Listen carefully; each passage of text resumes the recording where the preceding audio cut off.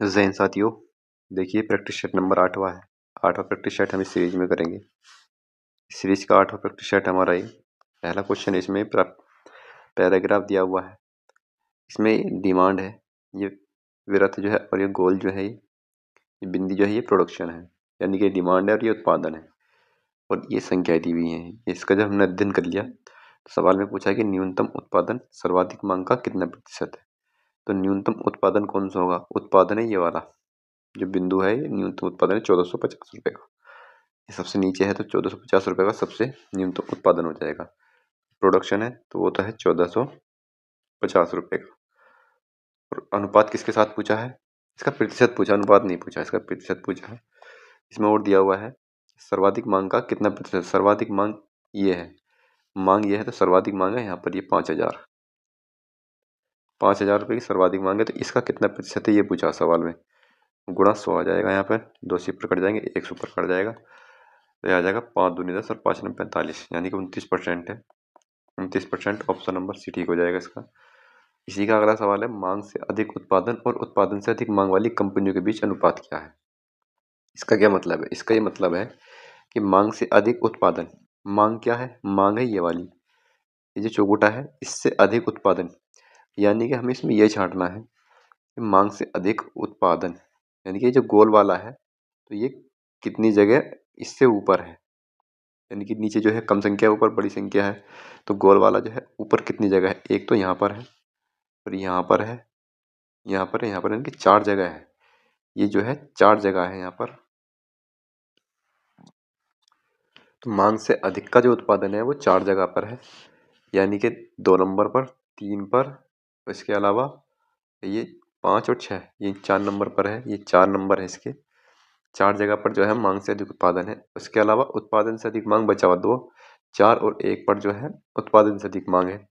यानी कि उत्पादन से अधिक मांग का क्या मतलब है? यहाँ पे ये उत्पादन से अधिक, ये मांग जो है उत्पादन से अधिक है, ये मतलब है इसका। ये 2 जगह पर है तो इसका अनुपात आ जाएगा 2:1 का। ऑप्शन नंबर हो जाएगा सी ठीक हो जाएगा इसका, 2:1 का अनुपात। अगला क्वेश्चन है, इसमें जितेश और कमल किसी निश्चित कार्य को इतने इतने दिनों में पूरा करते हैं। उन्होंने एक साथ कार्य मिलकर शुरू किया और 2 दिन के बाद कमल कार्य छोड़कर चला गया। जितेश इस कार्य को कितने दिनों में पूरा करेगा? ये यहाँ पर जितेश है और ये कमल है। जितेश उस कार्य को कर सकता है 7 दिन में, और कमल कर सकता है उस कार्य को 16 दिनों में। यहाँ पर अगर टोटल कार्य की बात करें तो 16 सत्ती 112 आ जाएगा टोटल काम। इसकी एफिशिएंसी 16 हो जाएगी और इसकी एफिशिएंसी 7 हो जाएगी, क्योंकि कुछ भी नहीं कट रहा है। इसके अलावा यहाँ पर दिया हुआ है, उन्होंने एक साथ मिलकर काम किया, 2 दिनों के बाद कमल ने छोड़ दिया, यानी कि 2 दिनों तक तो उन्होंने 7 काम किया था। 2 दिनों का इनका काम कितना हो जाएगा? 16 और 7 कितना होता है? 23, यानी कि 23 काम किया उन्होंने एक दिन में, 2 दिन में करेंगे 23 दूनी 46 काम भी। 46 काम उन्होंने दोनों ने कर दिया, और उसके बाद कमल ने काम छोड़ दिया, यानी कि 112 में से 46 काम हो गया। बचा कितना? 12 में से 6 गया 6, यानी कि 66 काम अभी शेष बच रहा है। ठीक है, 66 काम अभी शेष बच रहा है। इसको कौन करेगा? जितेश। जितेश शेष कार्य कितने दिनों में पूरा करेगा?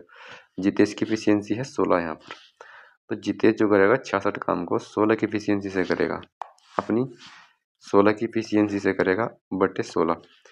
ऑप्शन देखेंगे तो ऑप्शन में अल्लाह की कुछ फंडा दिया हुआ है इसमें, तो हमें ऑप्शन से देखना है कि इसमें कौन सा ठीक बैठेगा। इसकी जैसा इसमें दिया हुआ है 66/16, ऑप्शन कौन सा ठीक बैठेगा। तो यहाँ पर 16 को देखते हैं पहले। 16 में जो है 56 का गुणक भी है, और इस 58 का गुणक नहीं है, यानी कि 4 से नहीं कट रहा है यहाँ पर 58, 2 से कटा, लेकिन 4 से नहीं कट रहा है यहाँ पर। हो सकता है 58 भी हो सकता है, लेकिन 57 तो है नहीं। ऑप्शन नंबर बी तो है नहीं, इसको तो हम चेक नहीं करेंगे। हम देखेंगे इसमें 234 को। 234 किस तरह से है?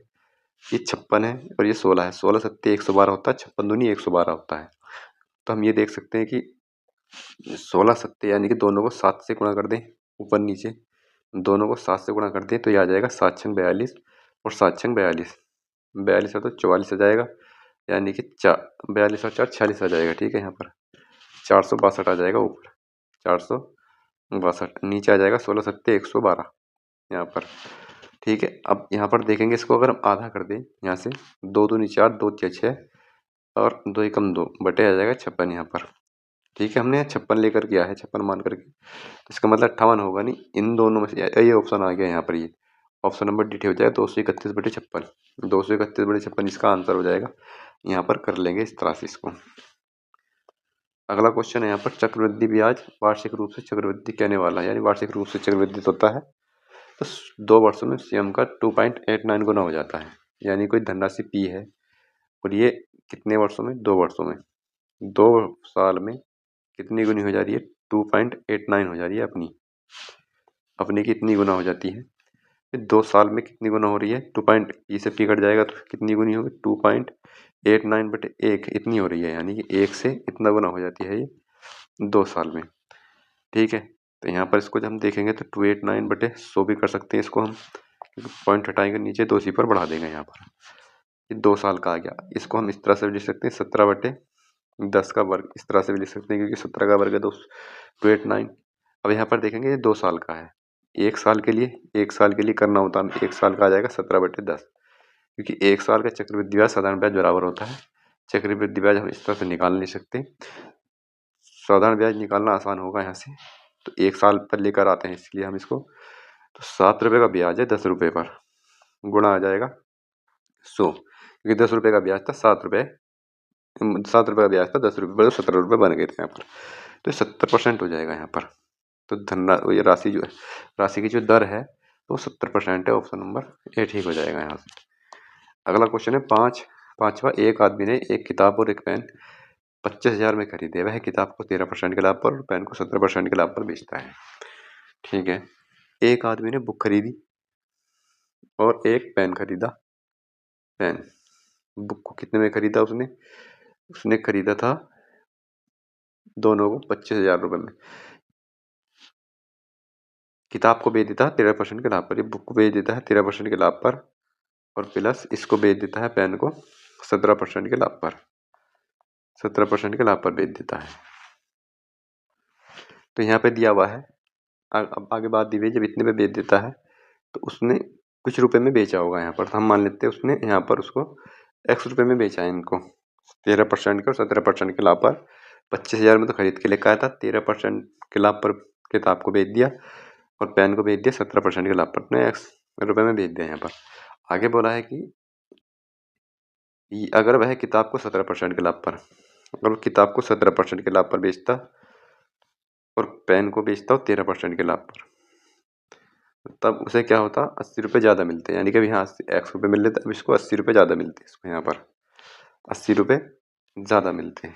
यहाँ से देखेंगे हम, अगर हम इसमें से दूसरे समीकरण में से पहले को घटा देते हैं तो क्या बचेगा हमारे पास, दूसरे में से क्यों घटा रहे हैं, क्योंकि यहाँ पर ये ज़्यादा है, ये इधर वाली संख्या बड़ी है, इसका मतलब ये छोटा है, इसलिए हम इसमें से घटा रहे हैं। जब इसको घटाएंगे यहाँ से हम इसको, तो एक 17 में से 13 जाएगा, तो यहाँ पर बचेगा 4%, बी का 4% बचेगा, बी गुणा 4% प्लस बी का माइनस का आ जाएगा यहाँ पर 4% बराबर एक्स से एक्स कट जाएगा तो 80 बचेगा यहाँ पर। ठीक है, 4 से कॉमन लेके इधर काट देंगे तो बी का 1% प्लस बी माइनस का आ जाएगा, अब यहाँ पर ये आ जाएगा माइनस का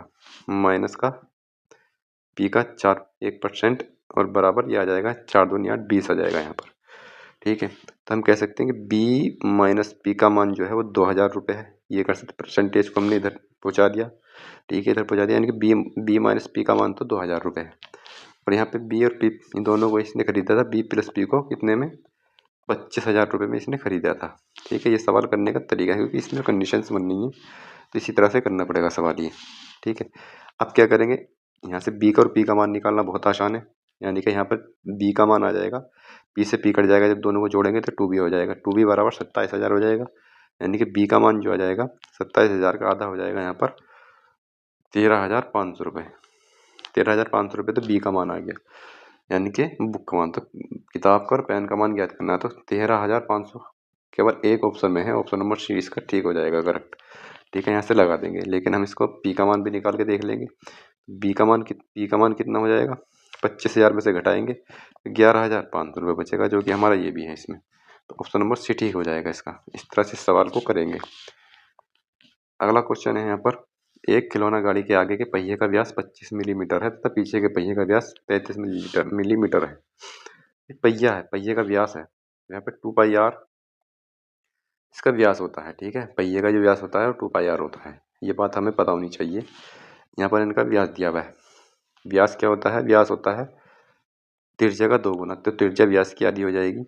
तो जो इसमें आगे का पहिया है, ये छोटा पहिया है आगे का, तो इसका जो व्यास है वो 25/2 mm का है, मिलीमीटर का। ठीक है, 2 mm लिख लेंगे हम इसको। 25/2 mm का इसका त्रिज्या है, सॉरी। ठीक है, जो बड़ा वाला है, बड़ा वाला टायर है पीछे का, तो उसकी जो त्रिज्या है वो 35/2 mm की है। ये हमने देख लिया। आगे बोला है कि यदि खिलौने को 11 मीटर तक सीधी रेखा पर चला जाए तो आगे का पहिया पीछे के पहिए की तुलना में कितने अधिक चक्कर लगाएगा। ठीक है, तो यहाँ पर ये देखो, हम ऐसा समझते हैं इसको, ये 11 मीटर की एक लाइन है। ठीक है, 11 मीटर की लाइन है, यहाँ पर ये पहिया है, यहाँ पर ये। ठीक है, ये पहिया जब ये एक चक्कर लगाएगा तो एक चक्कर में ये अपनी परिधि घूमेगा। ठीक है, एक चक्कर में अपनी परिधि घूमेगा ये। इसकी परिधि निकालनी पड़ेगी हमें यहाँ पर। ठीक है, इसकी परिधि निकालनी पड़ेगी। परिधि क्या होती है इसकी? परिधि होती है 2π। तो छोटे वाले पहिए की कितनी हो जाएगी? जो स्मॉल पहिया है, स्मॉल है पहिया, इसकी परिधि कितनी हो जाएगी? 2π, और आर है 25/2 mm। ठीक है, तो ये हो जाए 2 से 2 कट जाएगा, तो 25π mm बचेगा यहाँ पर। 25π mm इसकी इतनी परिधि आ गई यहाँ पर। ठीक है, तो ये इतनी दूरी चलेगा एक चक्कर में। एक चक्कर में इतनी दूरी चलेगा। तो यहाँ पर ये टोटल कितनी है? 11 मीटर की है। 11 मीटर में कितने हो जाएंगे मिलीमीटर? 1000 मिलीमीटर, 11,000 मिलीमीटर हो जाएंगे। यानी कि ये जो दूरी है 11,000 mm की है, 11,000 मिलीमीटर की दूरी होगी टोटल। अब ये पहिया एक चक्कर में अपनी परिधि यानी कि 25π mm तय करता है, तो कितने चक्कर लगाएगा? 11,000 से भाग कर देंगे। तो जो छोटा पहिया चक्कर लगाएगा वो कितने लगाएगा? 11,000 बटे, इसके बटे में आ जाएगा 25π mm। ठीक, mm से mm तो कट जाएगा, mm रखने की जरूरत है ही नहीं, ऊपर भी mm है नीचे भी हमारा mm है। तो यहाँ से क्या होगा? 11,000 बटे 25, 25 से काटेंगे, 25 चौका 100 आ जाएगा यहाँ पर, फिर से 10 बजाएगा, 25 चौका 100, 440 आ जाएगा। ठीक है, नीचे कितना है? पाई है, तो पाई को हम मान रख लेंगे। पाई का तो 7, 22/7 होता है, तो 7 ऊपर चला जाएगा, 22 नीचे रह जाएगा। 2 से 11 से काट लेंगे, 11 दूनी 22, 11 चौक 44।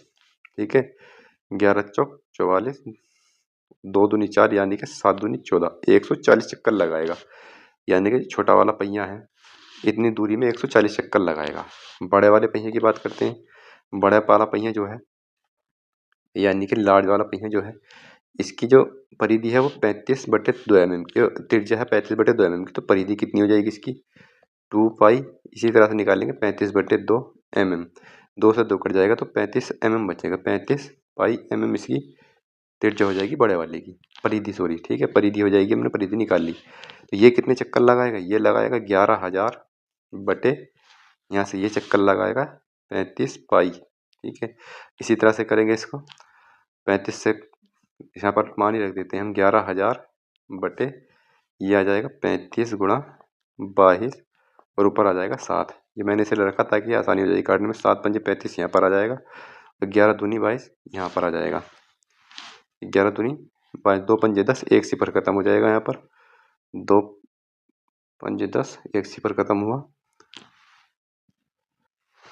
तो ये बचेगा 11 से हमने यहाँ भी काट दिया था, तो ये बचेगा यहाँ पर 100 आ जाएगा। यहाँ पर जो बड़ा वाला पहिया जो लगाएगा वो 100 चक्कर लगाएगा। जाहिर सी बात है, जो छोटा पहिया वो ज़्यादा चक्कर लगाएगा बड़े की अपेक्षा। तो बड़े वाला लगाएगा 140 चक्कर, छोटा वाला लगाएगा 100 चक्कर। तो कितने चक्कर अधिक लगाए? 40 चक्कर अधिक लगाएगा। ऑप्शन नंबर डी ठीक हो जाएगा इसका। समझ में आ गया होगा। ठीक है, अगला क्वेश्चन करते हैं हम। अगला क्वेश्चन ये दिया हुआ कि एक पिता ने अपने 3 बेटों ए बी सी को 6, 4, 5 के अनुपात में कुछ सोने के सिक्के दिए। ए ने 70 सिक्के अपने दोस्त को भेज दिए, बी ने 50 सिक्के अपनी सास को भेंट कर दी। इस तरह से सवाल है। लास्ट में जो उनका अनुपात बचता है 5, 3, 2 का बचता है। पिता द्वारा बेटों को दिए गए सोने की सिक्कों की कुल संख्या याद करनी है। तो यानी कि ये 3 बेटे हैं उसके, ए, बी और सी, ये 3 बेटे हैं। 6, 4 और 5 के अनुपात में इन्हें कुछ धन दिया था, यानी सिक्के दिए थे। अब इन्होंने कुछ सिक्के खो दिए। खोने के बाद उनके पास जो रेशियो बचेगा वो 5, 3 और 2 के अनुपात में रह गया है उनके पास। ठीक है, यहाँ पर हम देखेंगे, हमें यहाँ तीसरी की आवश्यकता पड़ेगी नहीं वैसे। ठीक है, हमें पर तीसरी की आवश्यकता यहाँ पर पड़ेगी नहीं, हम 2 से ही निकाल देंगे। इस स्थिति में उसने ए ने 70 सिक्के अपने दोस्त को दे दिए थे, यानी कि इसने दोस्त को दे दिए थे। इसका मतलब इन्हें 70 सिक्के खो दिए थे ए ने। बी ने क्या किया था? बी ने 50 सिक्के अपनी सास को दे दिए थे। 3 छंग 18, यहाँ पर 18 आ जाएगा। 5 चौक 20, यहाँ पर 20 आ जाएगा। 3 सत्ते 21, 210 आ जाएगा। 5 पंजे 25, 250 आ जाएगा। यहाँ पर कितना डिफरेंस है? 40 का डिफरेंस है। ऊपर कितना का डिफरेंस है? 2 का डिफरेंस है। तो मैं कह सकता हूँ कि 2 का जो मान है वो 40 के बराबर है, 1 का मान जो है वो 20 के बराबर है। 1 यूनिट का मान 20 के यूनिट के बराबर है। तो सवाल पूछा है कि पिता द्वारा अपने बेटों को दिए गए सोने की कुल संख्या बतानी है जो पहले उसने दी थी। कितने दिए थे? 6 4 10, 6 4 10 5 15, 15 सिक्के दिए थे। ठीक है, 15 सिक्के दिए थे इस अनुपात के अनुसार। 1 यूनिट का मान 20 है तो 15 यूनिट का मान कितना हो जाएगा? 20 से गुणा कर देंगे, 15 दूनी 30, 300 सिक्के आ जाएगा।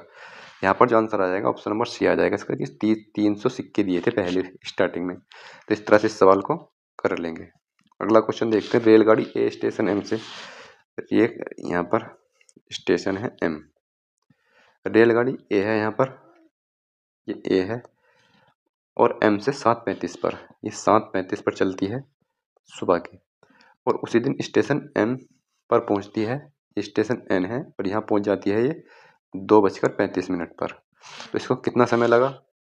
पहली जो ट्रेन है यानी कि ट्रेन ए को कितना समय लगा? 7 बजे चलती है, 5:35 से 35 या 5 और 2 7, यानी कि 7 घंटे लगे थे उसको। जो ट्रेन ए है यहाँ से यहाँ पहुँचने में उसको 7 घंटे लगे। अब आगे बोला है कि रेलगाड़ी बी स्टेशन एम से, ये स्टेशन एन है, यहाँ से रेलगाड़ी बी चलती है स्टेशन ए की ओर, और ये 9:35 AM पर निकलती है। ये यहाँ से निकलती है 9:35 AM पर, 9:35 AM पर निकलती है और 2:35 AM पर पहुँच जाती है। ये 2:35 AM पर पहुँच रही है। कौन सी रेलगाड़ी है ये रेलगाड़ी है बी। इसको कितने घंटे लगे? इसको लगे 9 3 12, यानी कि इसको लगे 5 घंटे। ठीक है, इसको 5 घंटे लगे। तो और हम कह सकते हैं कि ए को लगे थे 7 घंटे और बी को लगे थे 5 घंटे।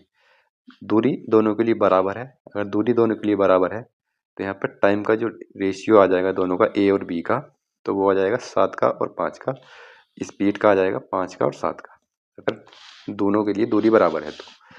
5 7 का आ गया। अब सवाल में क्या पूछा है? सवाल में पूछा है कि रेलगाड़ी ए और बी कितने बजे, ए और बी के मिलने का समय क्या है, यानी कि कितने बजे वो मिले थे ए और बी। ये 7:35 पर चली थी, ये 9:35 पर चली थी। तो इसको हमें जो है ए को पहले हमें ले जाना पड़ेगा 9:35 तक, 9:35 के पास ले जाना, 9:35 तक लेके जाना पड़ेगा, यानी कि 2 घंटे इसको चलाना पड़ेगा पहले सापेक्ष चाल निकालने के लिए। पहली बात तो 7 पंजे 35, 7 पंजे 35, इसका एलसीएम मान लेंगे कि 7 पंजे 35 जो है वो दूरी है इनके बीच की। अभी हमने मान ली कुछ देर के लिए 35 किलोमीटर की दूरी है उनके बीच की। अब जब हमने ए की जो स्पीड है वो 5 किलोमीटर प्रति घंटा है, तो 2 घंटे में कितना चलेगी, यानी कि यहाँ पर मान लेंगे 9:35 यहाँ पर बज रहे हैं, तो 5 दूनी 10, यानी कि 10 किलोमीटर चल गई, 10 किलोमीटर चल गई रेलगाड़ी ए। अब बज गए 9:35। दूरी बची यहाँ पर 25 किलोमीटर की, दूरी 25 किलोमीटर की बची। 9:35 हो रहा है, 9:35 यहाँ हो रहा है। अब दोनों एक साथ चल रही हैं। 25 किलोमीटर की दूरी को तय करेंगी, किस स्पीड से करेंगी? जुड़ जाएगी चाल इनकी, 7 5 12 हो जाएगी, सब आमने सामने चलती है तो जुड़ जाती है। तो 25 किलोमीटर की स्पीड को ये तय करेंगी 12 की स्पीड से। ठीक है, 12 किलोमीटर प्रति घंटे की स्पीड से जब तय करेंगे तो कितने, इसको जब काटेंगे तो वही समय मिलने का होगा। यहाँ पर समय निकल जाएगा तो ये आ जाएगा 12 दूनी 24, यानी कि 1/12। 2 सही 1/12 आ जाएगा। जब इसको मिनट में कन्वर्ट करेंगे तो 60 से गुणा कर देंगे तो इसका आ जाएगा 12 पंजे 60, यानी कि 2 घंटे 5 मिनट में ये मिलेंगी। ठीक है, तो ये मिलेंगी 2 बजकर, यानी कि 2 घंटे 5 मिनट के बाद। 2 घंटे 5 मिनट के बाद कब से मिलेंगी? 9:35 से मिलेंगी। 9:35 से एक साथ चल रही हैं ये। 9:35 इसमें को जोड़ देंगे या 9:35 में को इसको जोड़ देंगे तो ये आ जाएगा 40 यहाँ पर, ये आ जाएगा 11, यानी कि 11:40 पर मिलेंगी। ऑप्शन नंबर बी ठीक हो जाएगा। ठीक है, अगला सवाल करते हैं। अगला सवाल है 8 संख्याओं का औसत 80 दिया हुआ है। यदि सबसे छोटी संख्याओं का योग का 1/16 के बराबर है। यहाँ पर 8 संख्याएं हैं, 8 संख्याओं का औसत दिया हुआ है, तो 8 संख्याओं का योग हो जाएगा 640। ठीक है, इनका योग हो गया 8 संख्याओं का। अब आगे बोला कि सबसे छोटी संख्याओं के योग के 1/16 के बराबर है, यानी कि 16 का मान तो है 640, 1 का मान हो जाएगा 16 चौका 64, यानी कि जो छोटी संख्या है वो 1 है और 1 का मान जो है हमारे पास 40 आ गया। छोटी संख्याओं का योग 16 मान लिया था हमने, 16 मान लिया था यहाँ पर, यानी कि जो छोटी संख्या है वो 40 है। तो सबसे छोटी संख्या कौन सी होगी? यहाँ पर आएगा, यहाँ पर ऑप्शन नंबर बी ठीक हो जाएगा, 40 आ जाएगी सबसे छोटी संख्या। ठीक है, एक्स मान के भी कर सकते हैं, कोई दिक्कत नहीं है इसको।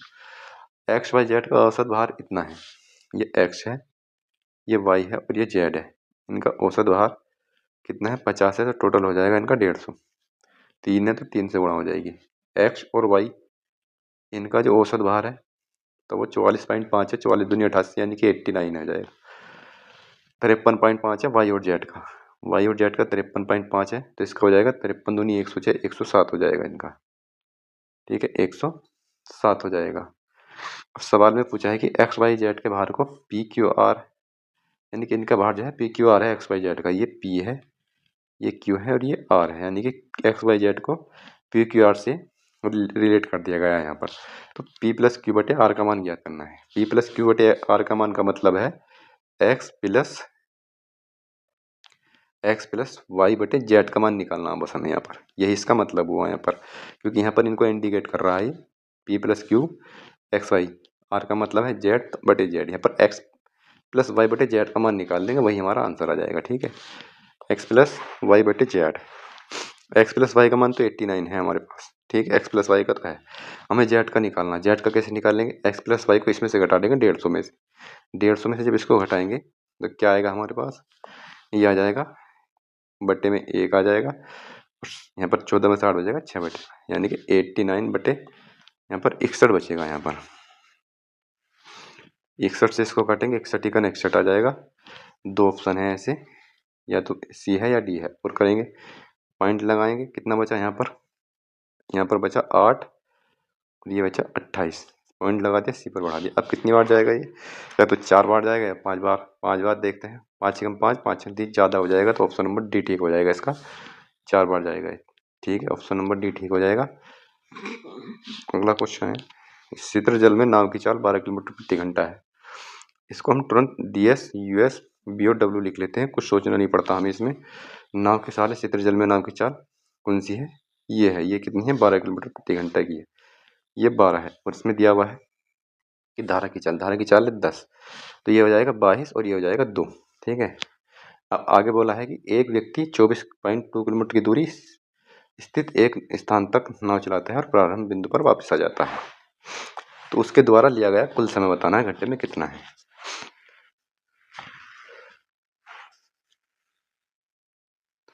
तो मैंने बताया था अभी पीछे, जो मैंने बताया था इस टाइम एंड स्पीड वाला जो बताया था, ये वाला फॉर्मूला है एस गुणा स्पीड वाला, तो वो यहाँ पर लगेगा। मैंने बताया था वो इस वाले चैप्टर में बहुत ज़्यादा यूज होता है वो, तो यहाँ पर लगाएंगे उसको। हम कैसे करेंगे, रेशियो से भी कर सकते हैं इसको। ठीक है, लेकिन रेशियो से करने में, इसमें मैंने वो सवाल ऐसे देखे जो रेशियो से करने पर नहीं होते, इससे आसानी से हो जाएंगे, तो इसीलिए मैंने सब में इसी को अप्लाई किया हुआ है। इसको कैसे करेंगे, यहाँ पर एक चाल है, क्योंकि देखो यहाँ पर पहले जाएगा, इसमें जा रहा है, ये 24.2 किलोमीटर तक की दूरी तक जाता है, वापस आता है, इसका मतलब ये हुआ कि वो समांतर भी जाएगा और उसके विपरीत भी आएगा धारा के।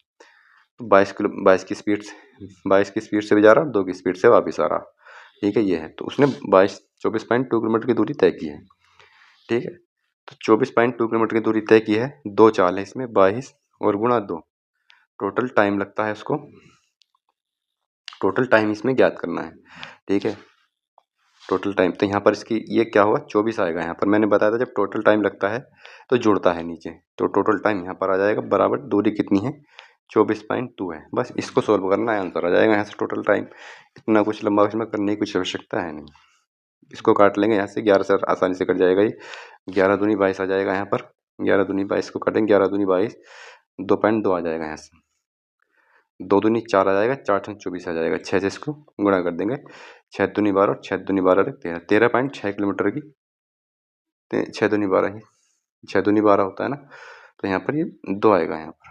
ठीक है, 13.2 किलोमीटर की, सॉरी 13.2 घंटे का टाइम लगा है उसको, टाइम है यहाँ पर, टाइम दिया हुआ है, 13.2 घंटे का समय लगा है उसको धारा की दिशा में जाने और वापस आने में। यहाँ पर अगला क्वेश्चन ये दिया हुआ है कि समांतर श्रेणी 17, 14, 11 का सबसे बड़ा संभावित योग क्या होगा।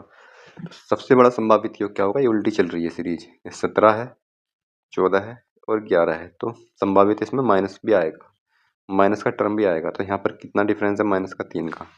ठीक है, ये दूसरी में से पहला घटता है इसमें, तो -3 -3 का सब में चल रहा है इसमें। ठीक है, यहाँ पर कितना आएगा 14 11, यहाँ पर आएगा 8, इसके बाद यहाँ पर आएगा 5 और यहाँ आएगा 2। अब जो है माइनस में आता चला जाएगा, यहाँ पर माइनस का 2 हटाएंगे तो माइनस का 1 आएगा, फिर माइनस का 4 आएगा, इस तरह से आता चला जाएगा आगे। ठीक है, तो सबसे बड़ा संभावित मान तब आएगा जब हमारा यहाँ पर माइनस ना आए। तो इसमें टोटल पद हमारे 6 हो जाएंगे।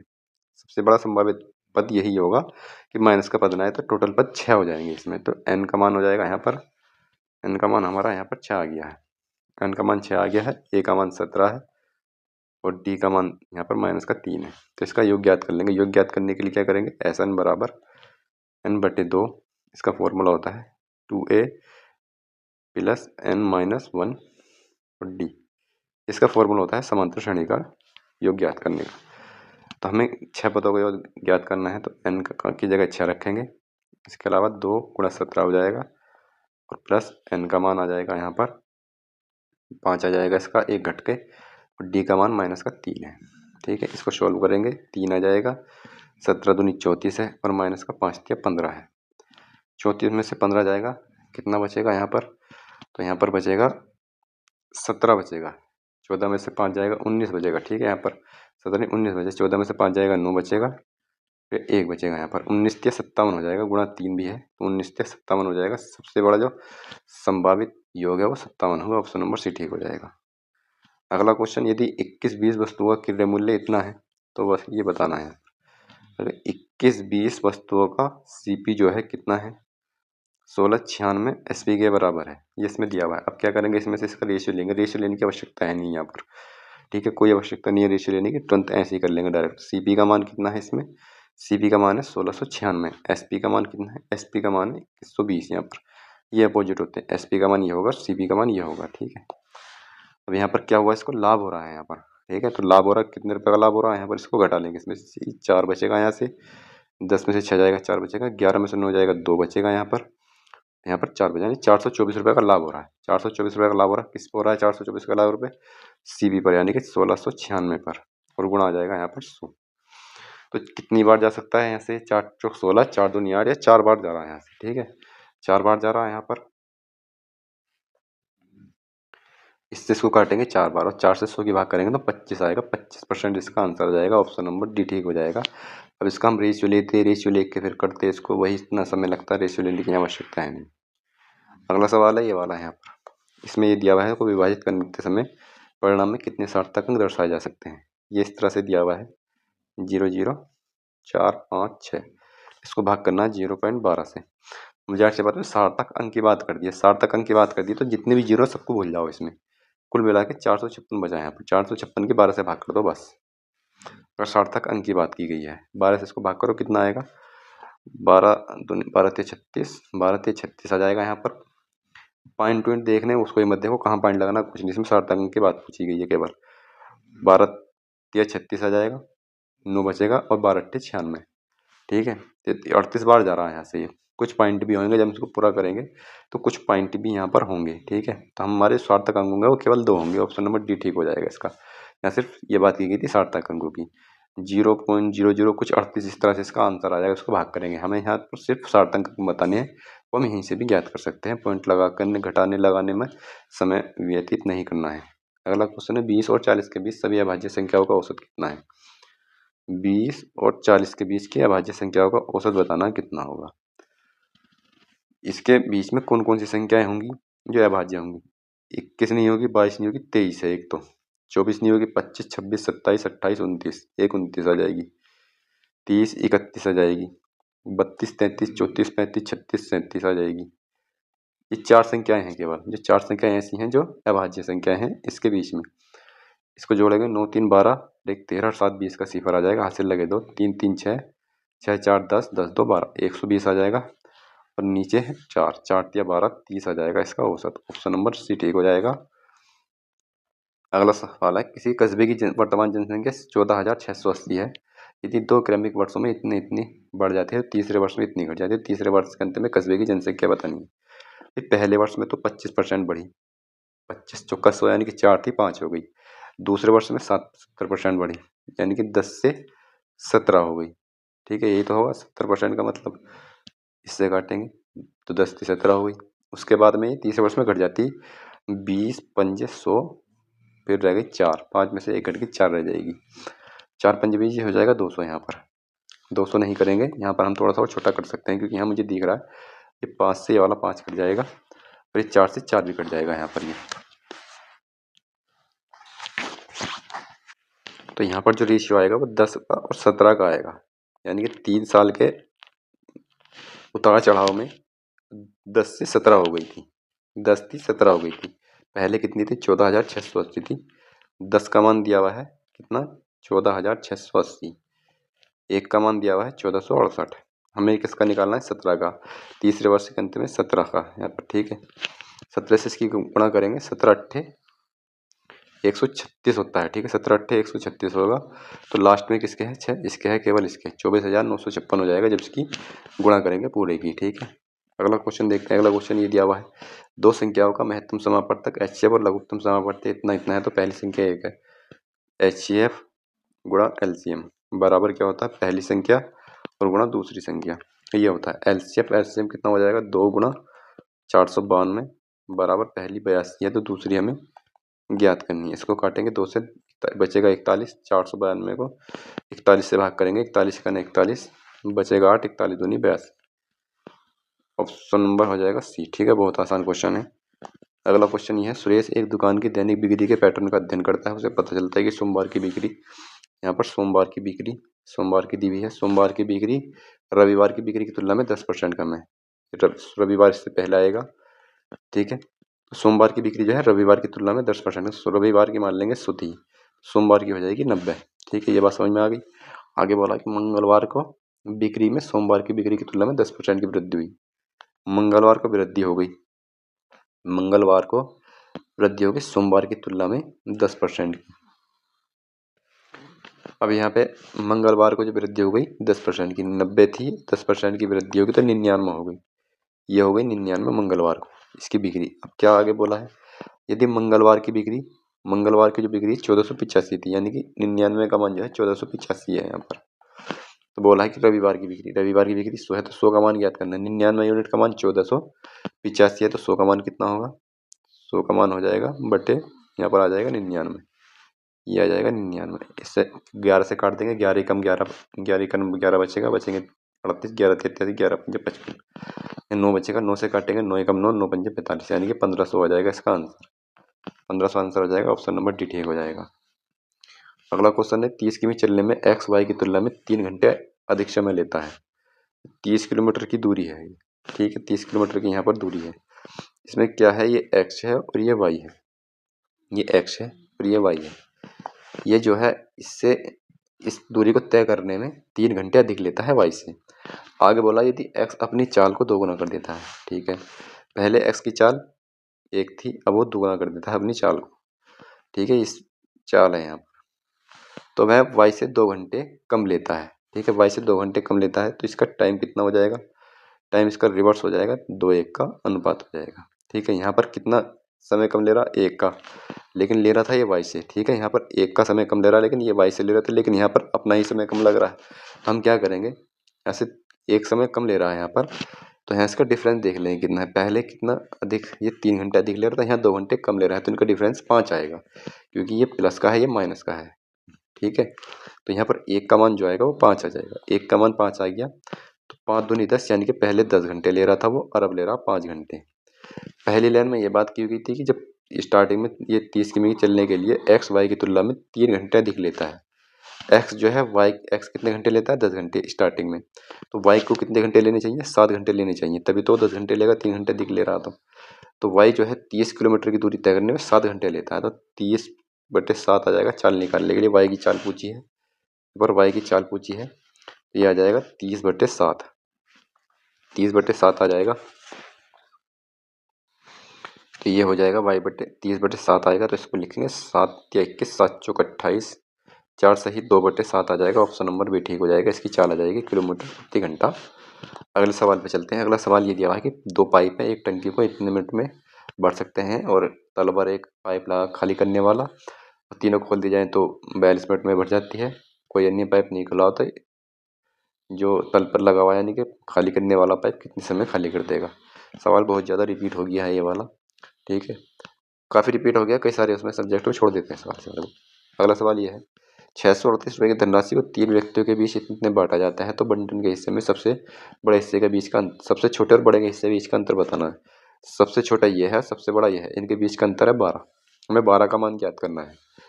7 5 12 और 7 5 12 और 27 होंगे 29। 29 यानी कि 29 का मान दिया हुआ है यहाँ पर। 29 का मान जो दिया हुआ है 638 दिया हुआ है। ठीक है, 29 दूनी 58 और 29 दूनी 58 यानी कि 22 आ जाएगा। एक का मान 22 आ जाएगा तो 12 का मान कितना होएगा? 12 का मान आएगा 12 दूनी 24, 12 दूनी 24 और 2 26, 200, 12 दूनी 24 होएगा यहाँ पर। ठीक है, 12 दूनी 24 और 12 दूनी 24 26, 264 आ जाएगा। ऑप्शन नंबर डी ठीक हो जाएगा इसका ये। अगला क्वेश्चन ये दिया हुआ, ये भी कई बार रिपीट हो गया, इसको भी छोड़ देते हैं। 3-4 प्रैक्टिस सेट में हो चुका है ये। ठीक है, एक बार देख लेना इसका, पिछले से प्रैक्टिस सेट देखे होंगे, ये आसानी से हो जाएगा। ये सवाल इसको कर लेते हैं। √361 प्लस का ये आ जाएगा 0.04, ये आ जाएगा माइनस का 6.76। ठीक है, इसको कहिए 361 किसका वर्ग है? 19 का वर्ग है। ठीक है, प्लस का ये इसको कैसे करेंगे? 4/100 कर सकते हैं, ये रूट में है अभी, और ये माइनस का है यहाँ पर, ये माइनस का है। इसको हम 676/100 लिख सकते हैं, पॉइंट हटाकर 2 सिफर बढ़ा सकते हैं। अब ये आ जाएगा 19 प्लस 2 का 4 का जो वर्गमूल होता है 2 होता है, और 100 का 10 हो जाएगा, माइनस का 676 26 का है, और ये 10 आ जाएगा यहाँ पर। इसको जब सोल्व करेंगे 19 प्लस 0.02 आ जाएगा, 0.2, और यहाँ पर आ जाएगा माइनस का 2.6। ठीक है, 19 और 2.6 कितने होते हैं? 21.6 होते हैं। 21.6 में से 0.2 घटाएंगे तो ये बच जाएगा यहाँ पर, यहाँ पर माइनस का निशान है तो ये घटेगा यहाँ से। ठीक है, ये माइनस का है, ये प्लस का है, तो 19 में से 19 और 2 ये हो जाएंगे, इसको जोड़ लेते हैं पहले। 19.02 तो ये हो गया 19.2, और इसमें से इसको घटाएंगे 2.6 को, तो कितना बचेगा? इसी तरह से कर लेंगे। 12 में से 6 जाएगा, 6 बचेगा, और यहाँ पर बचा 8, 8 में से 2 जाएगा, 6 बचेगा, 16.6 बचेगा। ऑप्शन नंबर ए ठीक हो जाएगा। अगला क्वेश्चन ये दिया हुआ है, इसमें दो संख्याओं का योगफल 1224 है, उनका HCF जो है 68 है। मान लेंगे दो संख्या ए और बी है, उनका अगर HCF दिया हुआ है तो इसको हम 68A और 68B लिख सकते हैं, और प्लस में कितना योग है इनका? 1224 है। ठीक है, अब इसमें बोला है कि उपरोक्त शर्तों को पूरा करने वाले संख्याओं के युग्मों की संख्या ज्ञात करनी है। तो यहाँ से A प्लस बी का मान कितना आ जाएगा? A प्लस बी का 68 से इसको भाग करेंगे तो ये 68 ही कम 68 आ जाएगा, और यहाँ से 18 बार चला जाएगा यहाँ से। ठीक है, 24 18 बार चला जाएगा यहाँ से। A प्लस बी का मान 18 आ गया। तो अब यहाँ पर देखने हैं कि ऐसे कितने युग बनेंगे जो जोड़ने पर 18 बनते हों, और उसमें जो है कोई भाज्य गुणनखंड ना हो। ठीक है, ऐसे देखने पड़ेंगे। एक तो 1 और 17 बन जाएगा, 1 और 17 बन जाएगा। ठीक है, इसके अलावा 5 और 13 बन जाएगा, 5 और 13 बन जाएगा। 4 और 14 नहीं बनेगा, क्योंकि 4 और 14 दोनों में 2 जो है फैक्टर है उसमें। इसके अलावा 8 9 भी नहीं बनेगा, 8 9 17 होते हैं। और क्या क्या बन सकता है इसमें? 11 और 7, 11 और 7 बन जाएगा, 7 प्लस 11 ये बन जाएगा। इसके अलावा और तो इसमें ऐसा कुछ नहीं बचता, केवल ये 3 ऐसे हैं जो युग बन सकते हैं। ऑप्शन नंबर ए ठीक हो जाएगा, 3 युग इसमें बन सकते हैं। अगला क्वेश्चन दिया हुआ है, 10% साधारण ब्याज पर 2 वर्ष बाद इतनी हो जाती है तो 2 वर्ष में कितनी होगी? बहुत आसान सवाल है। 10% साधारण ब्याज दर पर निवेश करने पर एक राशि, कोई राशि पी है, उसको 10% पर निवेश किया है 2 साल के लिए। ठीक है, 2 साल के लिए निवेश किया है तो उस पर ब्याज 2 वर्ष के बाद वो 2400 हो जाती है, 2400 हो जाती है, यानी कि मिश्रधन 2400 बन जाएगा उसका। ठीक है, ये सवाल थोड़ा सा फ्रैक्शन से भी हो सकता है, लेकिन इसमें आवश्यकता है नहीं फ्रैक्शन की, ये बात मैं बार बार बता चुका हूँ। यहाँ से काटेंगे इसको, 2 पंजे 10, यानी कि पी का मान आ जाएगा 5P बराबर 5 गुणा 2400। ठीक है, पिछले प्रैक्टिस सेट में सेम ऐसा ही सवाल था, बस शायद संख्या बदली हुई थी। यहाँ पर पी का मान आ जाएगा 2400 गुणा 5/6, 6 चौक 24, यानी कि 4 पंजे 20, 2000 वो रुपये हैं जो 2 वर्ष के बाद 10% की दर पर 2400 हो जाएंगे। अब बोला कि समान राशि पर समान 2 वर्ष का ब्याज बताना, 2 गुणा 10/100 तो कितना आ जाएगा? 200 रुपये आ जाएगा, इसका 400 रुपये आ जाएगा। ऑप्शन नंबर ए ठीक हो जाएगा। अगला क्वेश्चन है यहाँ पर, ये चोर के लिए एक पुलिस थाना है, ऐसे इस सवाल में दिया हुआ है। ये सवाल अच्छा सवाल है, पढ़ने में बहुत लंबा है लेकिन करने में बहुत छोटा सवाल है। यहाँ पर ये 3 चीजें दी हुई हैं सवाल के अनुसार। यहाँ पर ये सवाल में दिया है कि चोर के लिए एक पुलिस थाना, एक बैंक और एक सेफ हाउस है। पुलिस थाना इसमें इस तरह से दिया है, सीधी रेखा में है, जिनमें बैंक बीच में स्थित है। ये बैंक जो है वो बीच में है। आगे बोला है पुलिस थाना और सेफ हाउस के बीच की दूरी बैंक और सेफ हाउस के बीच की दूरी की 4 गुना है। यहाँ पर पुलिस थाना है और यहाँ पर सेफ हाउस हो जाएगा। यहाँ पर दिया हुआ है कि पुलिस थाना और सेफ हाउस के बीच की दूरी, पुलिस थाना और सेफ हाउस के बीच की जो दूरी है तो वो 4 गुना है किसके, सेफ हाउस के। सेफ हाउस कौन सा है, सेफ हाउस और बैंक के बीच की दूरी की, यानी कि इसके बीच की दूरी के 4 गुना है। यानी कि ये जो दूरी है यहाँ से बैंक पुलिस स्टेशन से और सेफ हाउस के बीच की जो दूरी है वो 4 गुना है। इस तरह से कर लेंगे। मान लिया अगर ये 1 है तो ये 4 हो जाएगी, ये 1 यूनिट है तो 4 यूनिट होगी। ये बात इसमें दे रखी है। बैंक और सेफ हाउस के बीच की दूरी के 4 गुना है पुलिस स्टेशन और सेफ हाउस के बीच की दूरी, ये सवाल में बात की। आगे बढ़ते हैं। 9:15 पर बैंक लूटने के बाद चोर भाग जाता है। इसने लूटा 9:15 पर, 9:15 AM पर बैंक लूटा और ये भाग जाता है। भागता किधर को है, ये भागता है इधर को, सेफ हाउस की तरफ को। एक पुलिसकर्मी तुरंत सूचना, यानी कि इसको भी 9:15 पर ही सूचना मिल गई है। तुरंत सूचना मिली तो 9:15 पर इसको सूचना मिल गई है और 16 किलोमीटर प्रति घंटे की चाल से चोर का पीछा करता है। 16 किलोमीटर प्रति घंटे की चाल से चोर का पीछा करता है। पुलिसकर्मी 15 मिनट में चोर को सेफ गेट के पास पकड़ लेता। तो यहाँ से ये पकड़ लेगा, यहाँ से लेकर यहाँ पर इसके गेट पर पकड़ेगा कितने में, 15 मिनट में। 15 मिनट का मतलब होता है 1/15 चौका 60, 1/4 घंटे में पकड़ लेगा। तो 1/4 घंटे में पुलिस के द्वारा चली गई दूरी कितनी होगी, 16 किलोमीटर प्रति घंटा गुणा 1/4 घंटे। ऐसे से 8 कट जाएगा, 4 चौक 16, यानी कि 4 किलोमीटर की दूरी है किसकी, पुलिस स्टेशन से लेकर के सेफ हाउस के बीच की दूरी। जो हमने पहले मानी थी बिल्कुल सेम वही है। तो इसका मतलब ये हुआ कि ये हमने जो मानी थी सही मानी थी। इसकी दूरी हो गई 4, ये हो जाएगी 1 किलोमीटर की। अब हम यहाँ किलोमीटर बढ़ा सकते हैं, पहले ही हमारा यूनिट था। ये बचेगी 3 किलोमीटर की दूरी। ठीक है, अब आगे वो क्या बोला है, बैंक और पुलिस थाने के बीच की दूरी कितनी है। तो बैंक और पुलिस थाने के बीच की दूरी जो है 3 किलोमीटर की है। ऑप्शन नंबर डी ठीक हो जाएगा। ये सवाल था, अच्छा सवाल है। लेकिन अगला क्वेश्चन है, दिया गया बार ग्राफ 5 कंपनियों का टर्नओवर करोड़ में दर्शाता है। इस सवाल को पहले भी आया था, ये फोन मिलाता रहेगा। इसमें ये बहुत गलत करते हैं कि यहाँ पर ये ऊपर लिखा नहीं होता है इनकी। अगर ये ऊपर नहीं लिखा हुआ होता है तो इस सवाल में थोड़ी सी दिक्कत आ सकती है। ठीक है, ये बहुत ध्यान से करना पड़ेगा, ये पूरा मिलाना पड़ेगा। ये कौन सा बैठ रहा है, ये आधा बैठ रहा है, ये यहाँ पर बैठ रहा है। ठीक है, इस तरह से करना पड़ेगा। एक बार आप निकाल सकते हैं, कोई दिक्कत नहीं है वैसे इस सवाल में, लेकिन थोड़ा सा ध्यान लगाना पड़ेगा। अगला सवाल करते हैं ये वाला। 500 रुपये प्रति साइकिल की दर से रमेश ने 10 साइकिलें खरीदी। रमेश ने 10 साइकिल खरीदी, जिनका एक का मूल्य 500 था, तो टोटल 5,000 रुपये में उसने खरीदी। अब आगे बोला उसने सभी साइकिलों की मरम्मत पर 2,000 रुपये खर्च किए।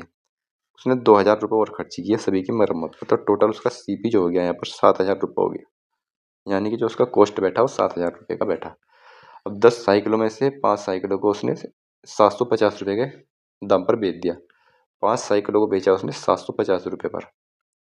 शेष साइकिलों को बेचा उसने 550 रुपये पर। शेष कितनी बची, कितनी लाया था, 10 लाया था। 5 इसने ली, 5 बेची उसने 550 के दाम पर। टोटल उसने कितने रुपए में बेच दी है, टोटल उसने बेच दी इसने यहाँ पर ये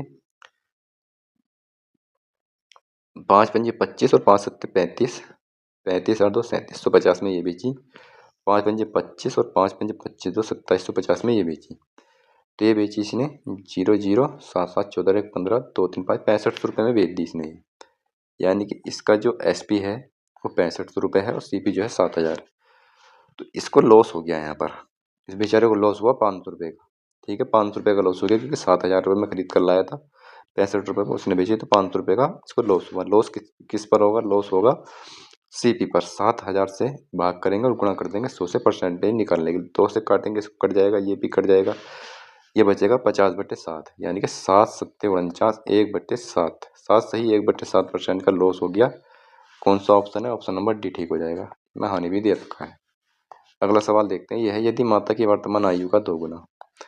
ये माता है, ये कौन है, डॉटर है, उत्तरी है तो डॉटर हो जाएगी। तो माता की वर्तमान आयु का 2 गुना उसकी पुत्री की वर्तमान आयु के 9 गुने से 27 वर्ष अधिक है। इसमें समीकरण बनेगी, बनानी पड़ेगी। यहाँ पर ट्रिक भी है, शॉर्ट ट्रिक भी है, लेकिन उसमें इतना मैं मानता हूँ इसमें इतना फायदा है नहीं इस वाली सवाल की ट्रिक में। अब क्या है, इसमें ये माता है और ये डॉटर है। इसकी माता की आयु मान लो ए है और इसकी मान लो बी है वर्तमान आयु, ये प्रेजेंट आयु है। यहाँ पर आगे बोला है, अब शुरू करते हैं सवाल को। यदि माता की वर्तमान आयु का 2 गुना, माता की वर्तमान आयु का 2 गुना कर दिया और उसकी पुत्री की वर्तमान आयु का 9 गुना, पुत्री की आयु को 9 गुना कर दिया। 9 गुने से 27 वर्ष अधिक है, ये 27 आ जाएगा यहाँ पर। ठीक है, ये तो पहली कंडीशन बन जाएगी 2 माइनस 9b बराबर का 27। पहली कंडीशन तो हमारे पास ये बन गई। आगे बोला है और पुत्री की वर्तमान आयु का 6 गुना, पुत्री इधर है। यहाँ पर पुत्री की आयु का 6 गुना ले लेंगे, ये 6 भी हो जाएगा। माता की वर्तमान आयु से 9 वर्ष कम है। ठीक है, तो इसको हम किस तरह से लिख सकते हैं, इसको a माइनस का 6b, ये इधर आ जाएगा और ये इधर आ जाएगा, ये प्लस में जाएगा, इधर माइनस में जाएगा। a माइनस 6b, तो a माइनस 6b दूसरी कंडीशन ये बन गई। इसको हटा देंगे यहाँ से, इसका कोई काम है नहीं है। हमारे पास ये 2 कंडीशन बन गई हैं यहाँ पर। ठीक है, ये 2 कंडीशन बन चुकी हैं। अब इसको हम सॉल्व कर सकते हैं, सॉल्व करके इन दोनों के मान निकाल सकते हैं, ज़्यादा भारी नहीं है। पहले इसको बैलेंस करेंगे 2 से गुणा करके, 2 से गुणा करके बैलेंस करते हैं। यहाँ पर 2 हो जाएगा, 2a माइनस का 2 छंग 12 भी, 2 नम 18, ये हो जाएगा। ठीक है, अब क्या करेंगे, ये समीकरण है ये वाली, इसको हटा देंगे। अब कौन सी समीकरण में किसको घटाना है, हमें घटाना है पहली में से दूसरी को। इसमें से इसको घटाएंगे, 2 से 2 खत्म हो जाएगा, इसमें से इसको घटाएंगे प्लस का हो जाएगा यहाँ पर, ये माइनस का, तो 12 में से 9 हो जाएगा, 3 भी बचेगा और इधर 27 में से 18 जाएगा। यहाँ पर ये 18 27 में 18 जाएगा तो 9 बचेगा, तो बी का मान आ जाएगा 3। यानी कि जो पुत्री की आयु है वो 3 है, 3 वर्ष की है। सवाल में क्या पूछा, माता और पुत्री की आयु के बीच का अंतर बताना, तो यहाँ माता की भी निकालनी पड़ेगी। तो इस बी का मान कोई सी भी समीकरण में रख देते हैं, हम रख देते हैं यहाँ पर, इस वाले में यहाँ पर रख देते हैं बी का मान। ए माइनस का 3 छंग 18 बराबर का आ जाएगा 9। ए का मान आ जाएगा यहाँ पर 27। इसकी जो माता है वह है 27 साल की। दोनों की आयु निकल गई, तो दोनों के बीच का जो अंतर है वो 24 वर्ष है। दोनों के बीच का अंतर 24 वर्ष, ऑप्शन नंबर डी ठीक हो जाएगा। अगला क्वेश्चन ये दिया हुआ है यहाँ पर, 20%, 25%, 35% की 3 क्रय में छूट के बाद कोई वस्तु इतने रुपए में बेची जाती है, तो उसका अंकित मूल्य बताना है। यहाँ पर 20% की छूट दी, यानी कि 20 पंजे 100, 5 रुपये थी तो 4 रुपये बेची, 5 का अंकित मूल्य 4 में बेची। 25 चौका 100 होता है, 4 रुपये का मूल्य था तो 3 रुपये में छूट पर बेचा।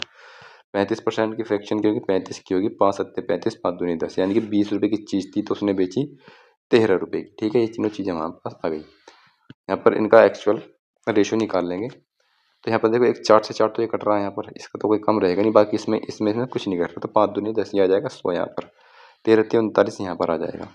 तो ये हुआ। अब सवाल में कोई वस्तु दी गई, इसमें दे रखा कोई वस्तु 33,150 में बेची, यानी कि 39 रुपये में बेची, ये उसका अंकित मूल्य था। यानी कि 39 का मान जो है 33,150 रुपये है। इसको छोटा कर लेंगे, 3 13 से कट जाएगा वैसे तो, ये 13 39, 13 से इसको काटेंगे, 13 दूनी 26 आ जाएगा, यहाँ बचेगा 7 और 13 छंग 13 पंजे 65 आ जाएगा, 6 बचेगा, 13 पंजे 65 आ जाएगा। यहाँ पर 3 से और कट सकता है ये, हाँ 3 अट्टे 24 और 3 पंजे 15, 850 रुपये आ गया एक का मान। अगर एक का मान 850 है तो 100 का मान कितना आ जाएगा, गुणा कर देंगे, यानी कि 85,000 इसका आंसर आ जाएगा डी।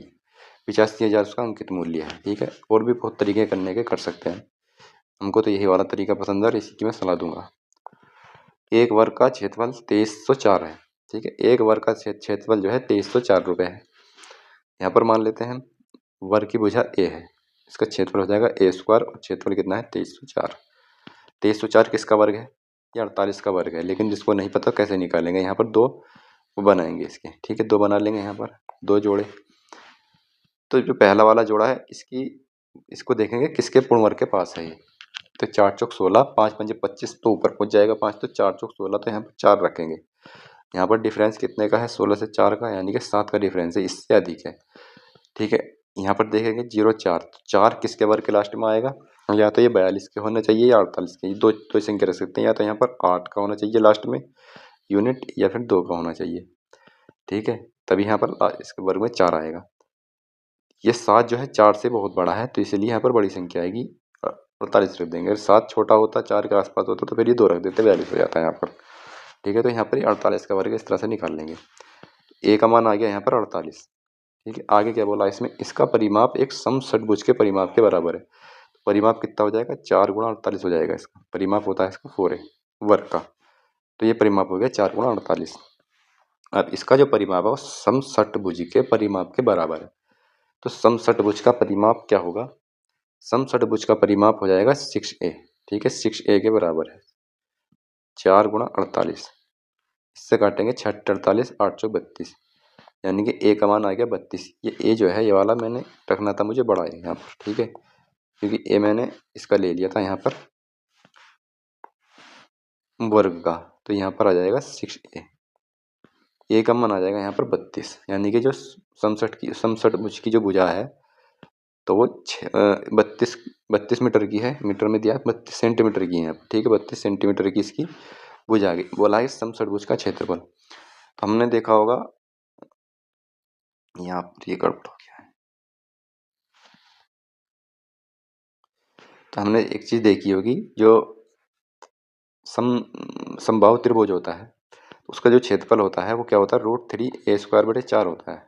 ठीक है, यही तो होता है, ये होता है समबाहु का। लेकिन यहाँ अगर समषटभुज कर दें तो उसमें समषटभुज में 6 भुजा होती है, तो इसकी 6 से गुणा कर देंगे तो ये समषटभुज का क्षेत्रफल निकल जाएगा यहाँ से। ठीक है, ये समषटभुज के क्षेत्रफल का फॉर्मूला हो गया। सबको पता है कि समबाहु त्रिभुज का √3a² 4 होता है। इसकी भी तो सभी भुजाएं बराबर होती हैं, 6 भुजाएं बराबर है, तो यहाँ पर 6 रखेंगे तो इसका क्षेत्रफल ये हो जाएगा। इसका क्षेत्रफल ज्ञात करना 6 × √3/4 और a का मान दिया हुआ है यहाँ पर 32 × 32 आ जाएगा यहाँ पर। अब करेंगे 4 × 32 तो यहाँ पर 8 आ जाएगा। ठीक है, तो 8 आ जाएगा, 8 × 48, 48 की और 32 की गुणा करेंगे। 48 की और जब 32 की गुणा करेंगे क्या आएगा, 8 दूनी 16 आ जाएगा। 8 दूनी 16 आ जाएगा, हाथ से लगेगा 1 यहाँ पर। 8 दूनी 16, हाथ से 1, 2 चौक 8 और 3 अट्ठे 24। 24 और 8 हो जाएगा 32, 32 और 1 33 का जाएगा यहाँ पर 3। हाथ से लगेंगे 3, 3 चौक 12 और 3 15, 1536 आ जाएगा। यानी कि 1536 और एक ये बच रहा है √3, 1536 √3 इसका आंसर आ जाएगा। ऑप्शन नंबर ए ठीक हो जाएगा। इस तरह से कर लेंगे, आसान सवाल है, फॉर्मूला पता होना चाहिए बस। अब ये सवाल है, एक व्यवसाय में 4 साझेदार ए बी सी और डी हैं। ए का निवेश डी के निवेश का 2/3 है यहाँ पर। ठीक है, अच्छा ये सवाल ठीक है। यहाँ पर ए बी और सी ये और डी भी है, इसमें 4 साझेदार हो गए। ए का निवेश डी के निवेश का 2/3 है। बी और सी बराबर राशि निवेश करते हैं। सी और डी का निवेश, सी का निवेश डी के निवेश का आधा है। यदि वे इतना रुपए लाख अर्जित करते हैं तो ए और बी का कुल हिस्सा बताना है यहाँ पर। तो हम मान लेंगे इसमें दिया हुआ कि सी का निवेश डी के निवेश का आधा है, तो डी का निवेश मान लेंगे यहाँ पर हम 1 है। सी का निवेश डी के निवेश का नहीं 2 मान लेंगे यहाँ पर। ठीक है, सी के निवेश का आधा है तो यहाँ पर 2 मान लेंगे डी को, तो इसका हो जाएगा 1। सी का 1 हो जाएगा, इसका 2 हो जाएगा। ये बात समझ में आ गई। सी का निवेश जो है डी के निवेश का आधा है। ठीक है, मैंने आसान देखा है यहाँ पर, लास्ट से मिल रहा आसानी से। अब यहाँ पर देखते हैं बी और सी बराबर है। अगर सी का 1 है तो बी का 1 होगा। ऊपर दे रखा है ए का निवेश डी के निवेश का 2/3 है। ये जो ए का निवेश है वो डी के निवेश का 2/3 है, यानी इसका हो जाएगा 3, 2/3 हो जाएगा। इसका 2/3 है, 2/3, तो इसका हो जाएगा 2 दूनी 4/3। ठीक है, ये हो जाएगा यहाँ पर 2 दूनी 4/3 हो जाएगा। इसका हो जाएगा 4/3 यहाँ पर। अब यहाँ पर 3 से गुणा कर देंगे सबकी, 3 से गुणा कर देंगे 4:3:3:6, यानी कि ये अनुपात आ गया उनके निवेश का एक्चुअल जो हमें चाहिए। ये बात समझ में आ गई। 4/3 क्यों रखा मैंने, क्योंकि यहाँ पर ये जो ए का निवेश है डी के निवेश का 2/3 है, इसका 2/3 है। अब बोला यदि एक वर्ष के अंत में इतने रुपए अर्जित करते हैं तो ए और बी का कुल हिस्सा कितना है। 4 3 7 और 3 10 6 16, यानी कि 16 का जो मान है तो वो दिया हुआ है 13, ये दिया हुआ है। बोला है ए और बी का हिस्सा, ए और बी का हिस्सा कितना है 7 है। 7 से गुणा करेंगे, 16 से भाग कर देंगे, 16 से भाग करेंगे, 7 से गुणा कर देंगे तो कितनी बार कट जाएगा ये, 16 अट्ठे 128 हो जाएगा। 8 बार चला जाएगा यहाँ से, बचेंगे कितने 9, 16 छंग 96 जाएगा, यानी कि 8 5 6 बार चला जाएगा। 7 से गुणा करेंगे, 7 छंग 42 और 7 अट्ठे 56, 56 यानी कि 60 हो जाएगा। 60.2 ऑप्शन नंबर सी ठीक हो जाएगा इसका। अगला क्वेश्चन करते हैं। कोई धनराशि 20% साधन ब्याज से दर से कितने वर्ष में दोगुनी हो जाएगी। बहुत आसान सवाल है। कोई धनराशि पी है, ठीक है, तो दोगुनी हो जाएगी। कोई धनराशि अगर पी है पी से अगर वो दोगुनी हो रही है तो यहाँ पर ब्याज कितना मिल रहा, पी ब्याज मिल रहा उसको। पी धनराशि है, पी रुपए का ब्याज मिल गया कितने वर्ष में, 20 साल में, कितने वर्षों में, बटे आ जाएगा यहाँ पर 100। 20 × 100, पी से पी कट जाएगा, टी का आ जाएगा 5 वर्ष, यानी कि 5 वर्षों में ये मिल जाएगा। इसका एक तरीका और बताता हूँ, ये एक तरीका 5 वर्ष में तो हो जाएगा। इसका एक फॉर्मूला याद कर लेना, इस तरह सवाल आता है, 2 गुना पौगुना होगा इस तरह से ये n-1 बराबर RT/100, ये कर लेना अगर याद कर सको तो। इसमें n का मान कितना है, 2 है, 2 में से 1 जाएगा, 1 बचेगा। r का मान कितना है, 20, t का मान हमें ज्ञात करना है, बटे में आ जाएगा यहाँ पर 100, 20×5 100, 1 बचेगा, यानी कि t का मान 5 आ जाएगा। यहाँ से इससे भी निकाल सकते हैं। अगला क्वेश्चन ये दिया हुआ है यहाँ पर, अनिल किसी कार्य को 4 घंटे में, अशोक उस कार्य को 8 घंटे में, रोबिन की सहायता से 2 घंटे में। अनिल करता है 4 घंटे में और अशोक करता है उस काम को 8 घंटे में, और रोबिन की सहायता से ए प्लस एस प्लस रोबिन काम करते हैं 2 घंटे में पूरा कर लेते हैं। यानी कि यहाँ एलसीएम आ जाएगा इनका 8, ये करता है 4 दूनी 8 में, ये 1 घंटे में, और ये 2 चौक 8 में, तीनों करते हैं। 2 और 1 3, यानी कि ए एस की जो है 3 है और इसकी 4 है, तो इसका मतलब रोबिन की जो एफिशिएंसी 1 है, रोबिन की एफिशिएंसी भी 1 हो जाएगी यहाँ पर। अब बोला है रोबिन अकेले उस कार्य को कितने घंटे में पूरा करेगा, टोटल काम है 8, उसकी एफिशिएंसी है तो 8 ही घंटे में करेगा, ऑप्शन नंबर 1 हो जाएगा। अगला क्वेश्चन है, ये दिया हुआ है यहाँ पर, इसमें क्या होता है, अगर प्लस का मान है 30 की हम ऐसे संख्या से गुणा करेंगे जिनका अंतर 1 हो, ठीक है, और बड़ी संख्या हो, जैसे 300 हो गई तो 10 हो, इस तरह से करते हैं। तो यहाँ पर 30 है तो 5 × 6 हो जाएगा, यहाँ पर 300 होता है यहाँ पर तो 50 × 60 करना पड़ता है, ठीक है, 10 का अंतर आता है फिर यहाँ पर हमारा। तो अब यहाँ पर क्या दिया हुआ है, यहाँ पर 5 और 6 आ गया। अब अगर प्लस का निशान है तो आंसर 5 6 होगा, माइनस का निशान होता है तो 5 होता है, तो इसका आंसर हो जाएगा ऑप्शन नंबर सी।